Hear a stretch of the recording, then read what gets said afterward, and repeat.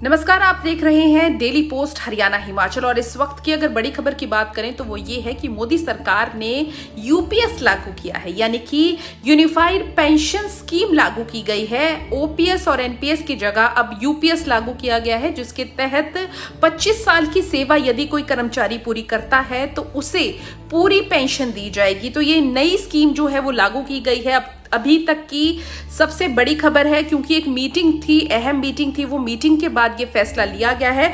और UPS scheme से 23 लाख केंद्रीय कर्मचारियों को फायदा होगा। ये स्कीम 1 अप्रैल 2025 से लागू की जाएगी। और इसकी जानकारी जो है केंद्रीय सूचना प्रसारण मंत्री अश्विनी वैष्णव ने दी। उन्होंने कहा कि 10 साल सर्विस करने वालों को 10,000 रुपए की पेंशन मिलेगी। कर्मचारियों को अगर सेवा के दौरान मौत होती है तो उनकी पत्नियों को 60% पेंशन दी जाएगी। सरकार ने ये कहा कि इसके फैसले को राज्य सरकार भी लागू कर सकती है। कर्मचारियों का इस स्कीम का भार नहीं पड़ेगा और ये स्कीम 1 अप्रैल 2025 से लागू होगी। सरकार ने कहा कि अगर किसी कर्मचारी ने न्यूनतम 25 साल तक काम किया है तो रिटायरमेंट के पहले आखिरी 12 महीने के औसत वेतन का कम से कम 50% पेंशन के रूप में मिलेगा। और अगर किसी पेंशन भोगी की मौत हो जाती है तो